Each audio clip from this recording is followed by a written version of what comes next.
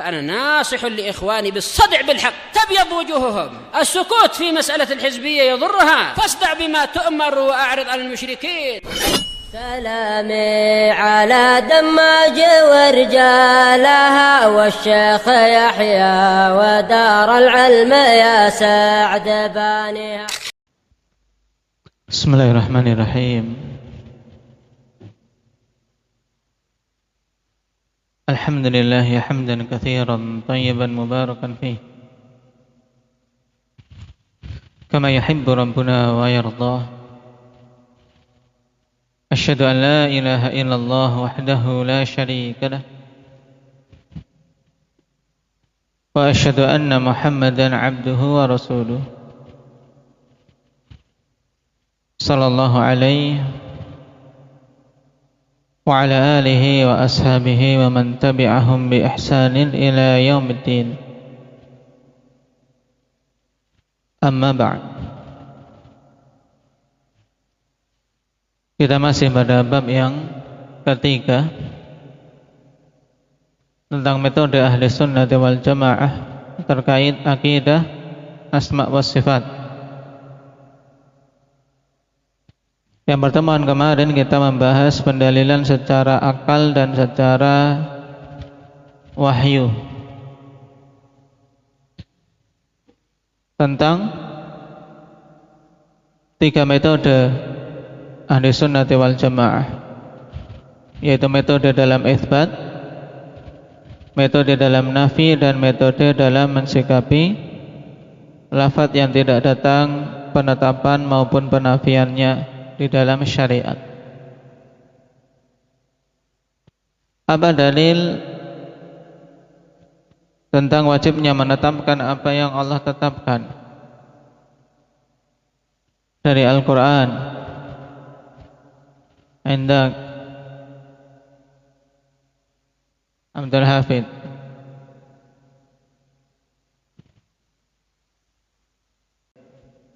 Naam, qala Allah tabaraka wa ta'ala walillahil asmaul husna fad'uuhu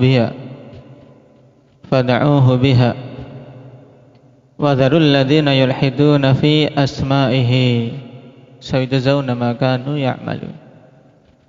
Ayat ini jelas menunjukkan wajibnya itsbat tanpa tahrif dan ta'til, karena itu adalah ilhad. Ayat apa yang menunjukkan wajibnya meniadakan apa-apa yang Allah Subhanahu wa ta'ala tiadakan bagi dirinya?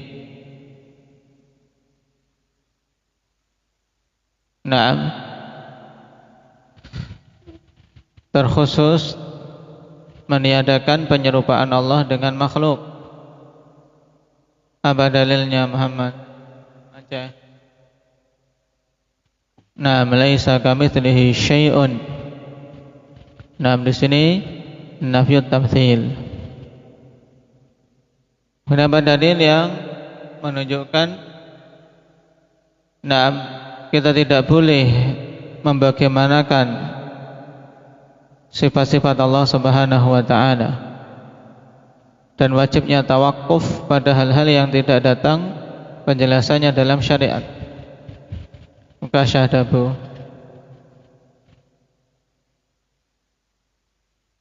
Tayyib, wala taqfu ma laysa laka bihi ilmun. Ini tiga ayat akhwan sangat penting terkait dengan metode dan prinsip ahli sunnah seputar asma wa sifat. Sekarang kita lanjutkan. Setelah kita tahu bahwasanya semua sifat-sifat yang Allah tetapkan adalah sifat apa? Afif? Sifat kesempurnaan yang Allah dipuji dan disanjung karenanya. Tidak ada kekurangan pada semua sisinya. Lalu dikatakan oleh Syekh rahimahullahu ta'ala, wa kullu ma nafahu Allahu an nafsihi fahuwa sifatu naqsin. Dan semua yang Allah Subhanahu wa ta'ala tiadakan dari dirinya, maka itu adalah sifat kekurangan. Jadi yang ditiadakan dari Allah sifat kekurangan, karena Allah tersucikan dari sifat-sifat kekurangan. Makanya kita ungkapkan apa? Subhanallah, Maha suci Allah. Maksudnya Maha suci Allah yaitu Allah tersucikan dari semua sifat-sifat kekurangan, sifat-sifat buruk. Nah, tunafi kamalahul wajib, yang sifat kekurangan ini akan menghilangkan kesempurnaan yang wajib bagi Allah Subhanahu wa taala. Maka tidak boleh kita tetapkan bagi Allah. Fajami'u sifatin naqsi mumtani'atun 'ala Allah taala liwujubi kamalih. Perhatikan kalimat ini. Fajami'u sifatin naqsi mumtani'atun 'ala Allah taala liwujubi kamali. Sehingga semua sifat-sifat kekurangan itu mumtani'ah, yaitu apa? Terlarang, tidak mungkin ada pada Allah Subhanahu wa taala, karena wajibnya Allah Subhanahu wa taala untuk disifati dengan kesempurnaan. Karena Allah zat yang kesempurnaannya wajib. Sebab dialah ilah yang berhak diibadahi, dan ilah itu zat yang maha sempurna. Dan sifat kekurangan itu akan apa? Akan meniadakan kesempurnaan. Maka tidak boleh ada pada Allah Subhanahu wa taala. Allah tersucikan dari itu. Wa ma nafahu Allah 'an nafsihi fal muradu bihi intifa'u tilka sifatil manfiyah. Kemudian wa itsbatu kamali diddiha. Dan apa saja yang Allah tiadakan dari dirinya, yang ditiadakan tadi apa? Dari Allah Subhanahu wa taala apa? Muhammad Sido. Sifat kekurangan. Nah, ya, semua yang Allah tiadakan dari dirinya, maka yang dimaksud adalah apa? Peniadaan sifat tersebut, ya, sifat yang ditiadakan tadi, dan penetapan kesempurnaan lawannya.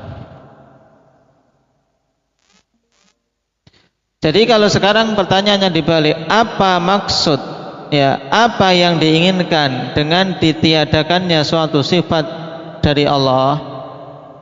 Maka jawabannya adalah apa? Yang dimaksudkan dua.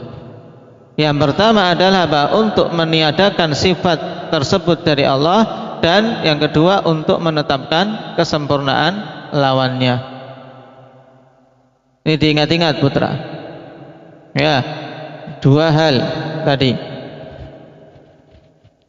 Wa dzalika anna an-nafya la yadullu 'ala al-kamali hatta yakuna mutadamminan li sifatin thubutiyatin yahmadu 'alaiha. Yang demikian itu dikarenakan peniadaan, ya, peniadaan itu tidak menunjukkan kesempurnaan sampai terkandung di dalamnya sifat yang ditetapkan yang dipuji atasnya. Kalau sekedar meniadakan ta'ala, tidak ada pujian. Sampai apa?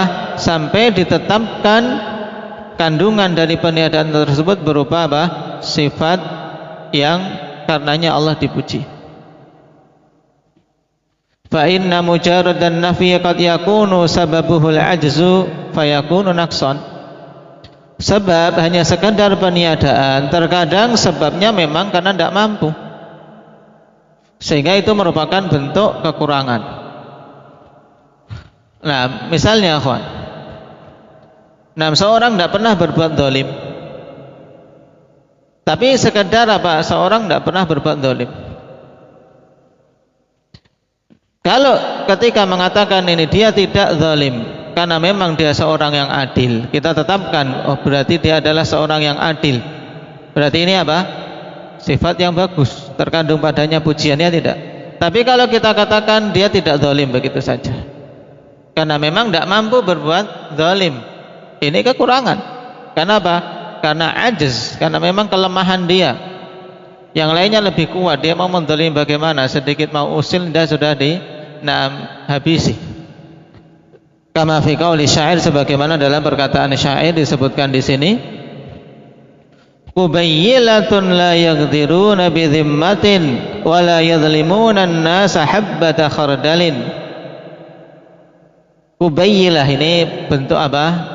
Peremehan dalam bentuk tasghir, yaitu kabilah yang kecil, kabilah yang lemah. Mereka itu tidak pernah mengingkari suatu perjanjian, tidak pernah mengkhianati suatu kesepakatan, dan mereka pun tidak pernah mendolimi manusia walaupun seberat biji khardal. Ini ejekan atau pujian? Ejekan, karena apa? Qubayyilah ini kabilah kecil, kabilah yang tidak bisa apa-apa, kabilah yang tidak bisa apa-apa. Mau berkhianat tidak berani, mau apa? Mau berbuat dolim tidak bisa karena lemah. Bukan karena mereka ini orang yang amanah dan orang-orang yang adil, bukan. Ini contoh sekedar peniadaan. Nah, kalau tidak ditetapkan kesempurnaan lawannya, maka itu tidak terkandung padanya pujian, bahkan terkadang padanya apa? Kekurangan. Oleh karena itu, prinsip ahli sunnati wal jamaah pada sifat manfiyah, sifat yang ditiadakan dari Allah. Itu apa? Kita meniadakan suatu sifat yang telah ditiadakan memang dalam Al-Quran maupun As-Sunnah dengan dua maksud. Dengan dua maksud. Apa dan apa tadi, Ahmad? Dalam meniadakan suatu sifat ada dua maksud. Yang pertama apa?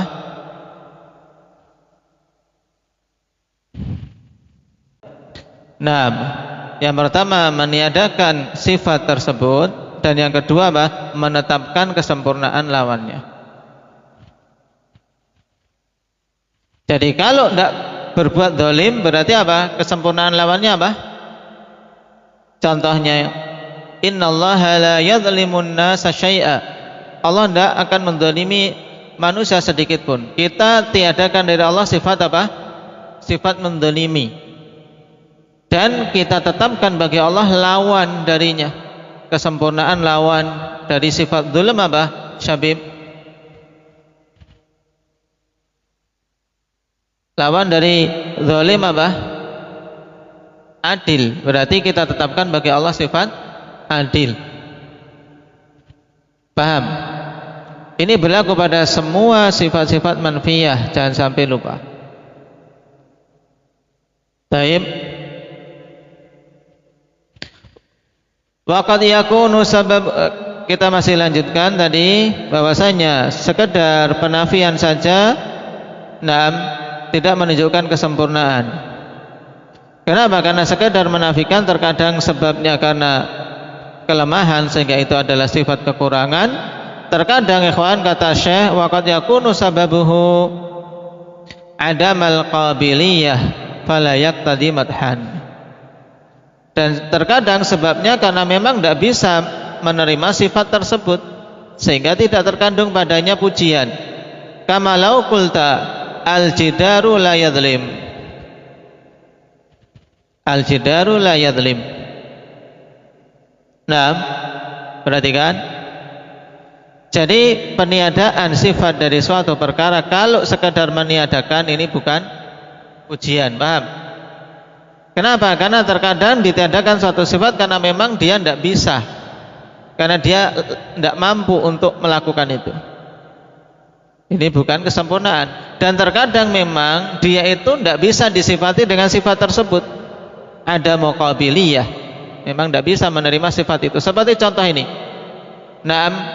al-jidaru la yadhlim, tembok itu tidak berbuat dolim. Tembok itu tidak berbuat dolim. Kenapa, Tarik? Ya, tembok tidak bisa apa-apa, ya kan? Tembok ya bisanya ya diam itu benda mati, tidak bisa berbuat dolim. Al-jidaru la yadhlim, karena memang ya disifati dengan kedoliman.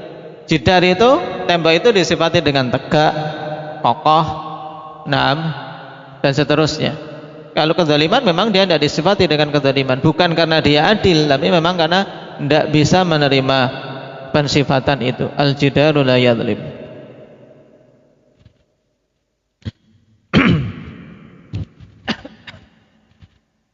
Qala idza tabayyana hadza fanaqul, Ya, perhatikan di sini kesimpulannya. Apabila telah jelas ini, maka kita katakan mimma nafallahu an nafsihi az-zulma fal muradu bihi intifa'udz zulmi 'anillahi ma'a thubuti kamali diddihi wa huwal 'adlu. Ya, kita katakan dari hal-hal yang Allah Subhanahu wa taala, kita katakan mimma nafallahu an nafsihi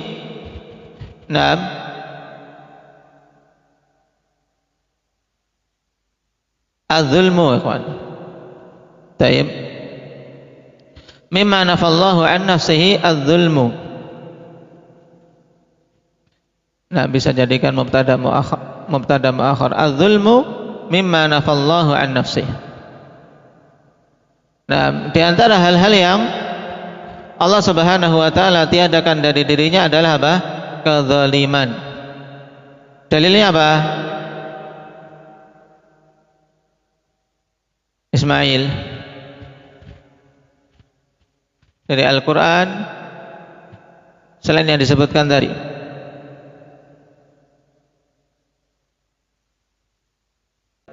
Taib ahsanta wa ma rabbuka bidzallamin lil 'abid. Dan Rabbmu itu tidaklah apa? Menzalimi hamba-hambanya. Wala yadzlimu rabbuka ahada. Dan Rabbmu itu tidak menzalimi siapapun. Di antara yang Allah tiadakan dari dirinya adalah sifat az-zulmu. Berarti maksudnya apa ditiadakan sifat kezaliman? Perhatikan penerapan yang disebutkan tadi. Fal muradu bihi intifa'udz zulmi 'anillah. Maka yang dimaksud dengan peniadaan kezaliman dari Allah itu yang pertama adalah apa? Meniadakan kezaliman dari Allah. Jelas, ya kan? Ma'a thubuti kamali diddihi wa huwal 'adl. Yang kedua, yaitu bersamaan dengan tetapnya kesempurnaan lawannya, yaitu sifat keadilan. Jadi berarti kita tiadakan sifat zalim bagi Allah dan kita tetapkan lawannya, yaitu sifat adil. Kalau cuma berhenti dengan meniadakan sifat kezaliman saja, ini bukan pujian. Ini kaidah penting dalam sifat manfiyah, kawan. Sifat-sifat manfiyah. Kemudian contoh kedua, wa nafa'an nafsihi al-lughub. Al-lughub apa itu? Wa huwa at-ta'abu wal i'ya. Dan Allah Subhanahu wa taala tiadakan dari dirinya sifat al-lughub. Yang dimaksud al-lughub adalah ta'ab, kecapean, al-i'ya, kelemahan, ketidakmampuan. Di mana ini peniadaan al-lughub? Indahnya Zakaria.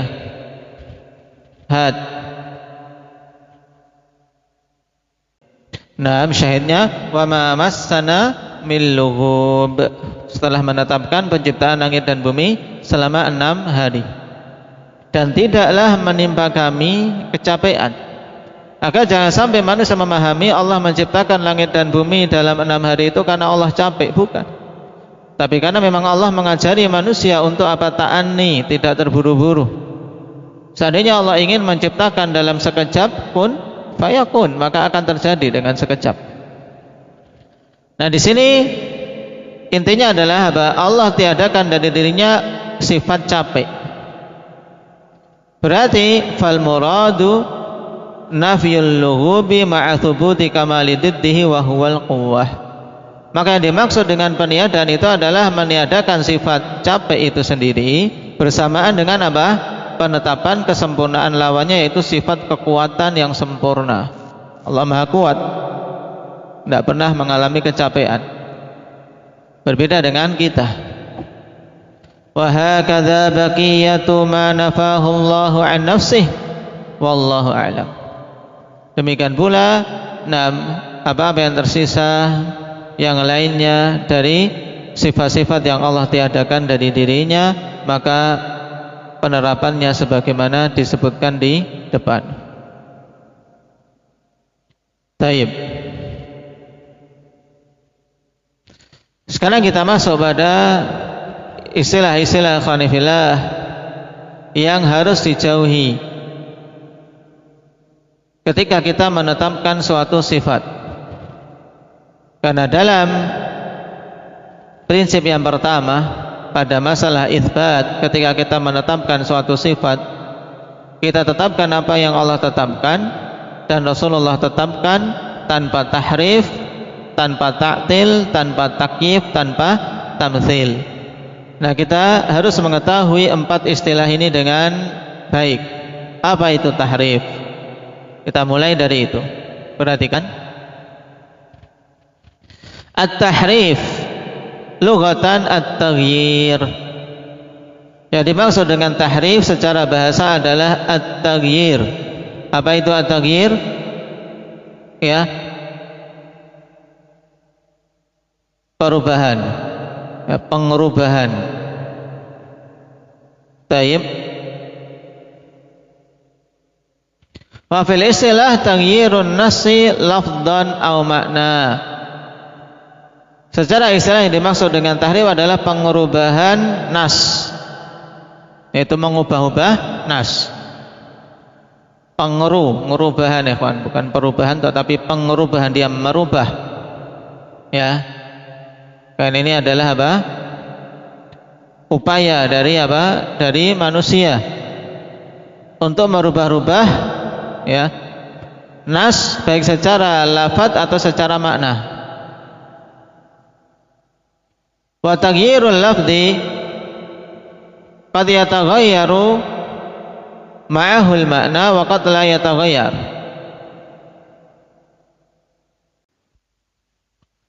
Pengurubahan secara lafaz ini, ya, terkadang berubah bersamanya makna dan terkadang tidak berubah bersamanya makna. Fahadhihi thalathatu aqsam.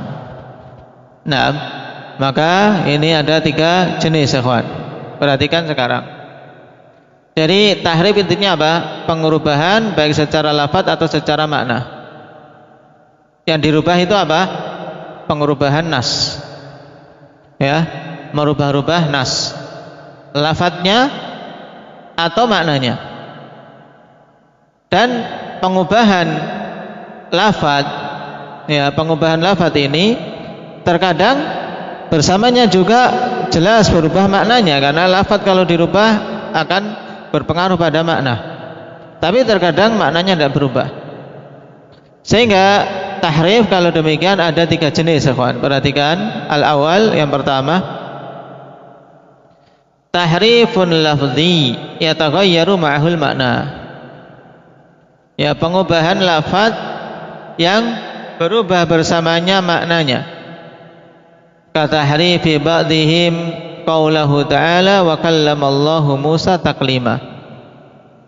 Seperti pengubahan sebagian mereka pada firman Allah Subhanahu wa taala, wa kallamallahu Musa taklima, diubah menjadi apa? Ila nasbi lafdil jalalah, dengan menasabkan lafdul jalalah, yaitu menjadi wa kallamallaha Musa taklima. Liyakuna taklim min Musa, agar yang berbicara itu asalnya dari Musa, bukan Allah yang berbicara. Kenapa? Karena mereka tidak ingin menetapkan sifat kalam bagi Allah. Nah, jadi ayatnya diubah, harokat Allah yang tadinya dhammah diubah menjadi fathah, yang tadinya menjadi fa'il mereka ubah menjadi apa? Menjadi maf'ulun bih secara i'rabnya, agar yang mengajak bicara berarti Musa kepada Allah Subhanahu wa taala, bukan Allah yang berbicara kepada Musa. Nah, kalau demikian berarti lafadznya berubah sekaligus apanya yang berubah?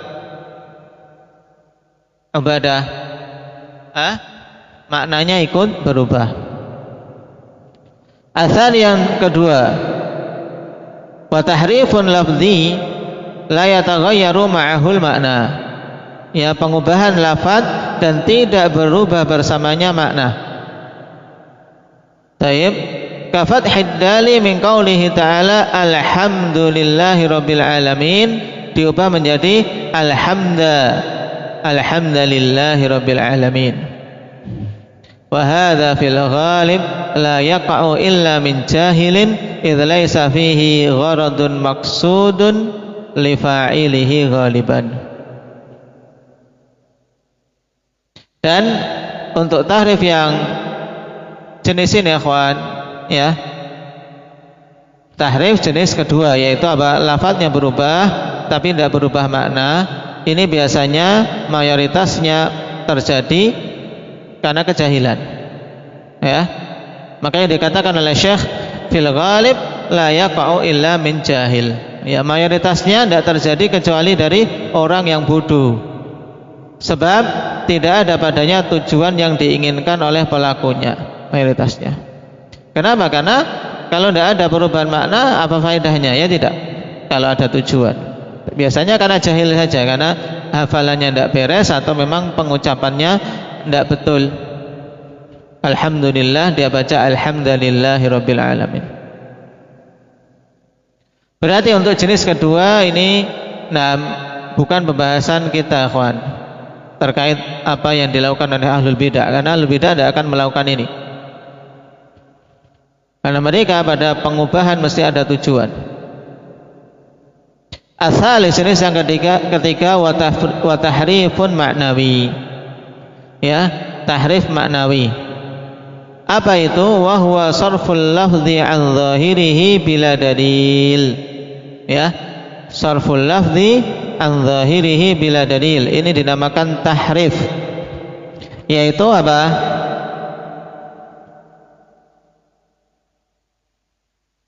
Mengubah atau memalingkan makna lafaz dari zahirnya tanpa ada dalil.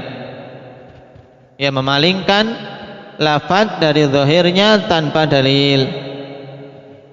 Lafaznya sama, tapi apa yang dipalingkan dari makna zahir, ya, adalah apa? Maknanya tok.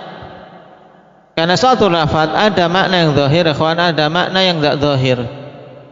Nah, untuk tahrif maknawi ini berusaha untuk memalingkan dari makna yang zahir menuju makna yang lain, tapi tanpa ada dalil padanya. Contoh, katahrifi makna al-yadain al-mudhafataini ila Allah Ta'ala ila al-quwwati wan ni'mah. Seperti apa? Nah, mentahrif, ya, mengubah makna yadain, dua tangan yang diidhofahkan kepada Allah. Dalam ayat misalnya bal yadahu mabsuutatan yunfiqu kaifa yasha. Bahkan kedua tangan Allah Subhanahu wa taala terbentang. Allah memberi kepada hamba-hambanya dengan apa saja yang Dia kehendaki. Nah, dua tangan ini dipalingkan kepada makna yang tidak zahir, yaitu bermakna kuat, kekuatan, atau bermakna nikmat. Dan ini jelas batil, ikhwan. Karena bagaimana Allah cuma disiwati dengan dua kekuatan atau dua nikmat, padahal kekuatan Allah adalah kekuatan yang tidak terbatas. Demikian pula nikmat-nikmat Allah, nikmat yang tidak bisa terhitung. Na'am wa nahwi dzalik, dan yang semisal itu, yang insyaallah akan kita dapati banyak, ikhwan, ketika kita membahas akidah secara lebih mendalam pada masing-masing permasalahan. Akan kita dapati ahlil batil senantiasa memunculkan tahrif sebagai apa? Sebagai upaya untuk menipu manusia, agar mereka menyangka ahlul batil ini memiliki dalil. Di sisi yang lain juga agar bisa membantah pendalilan ahli sunnah,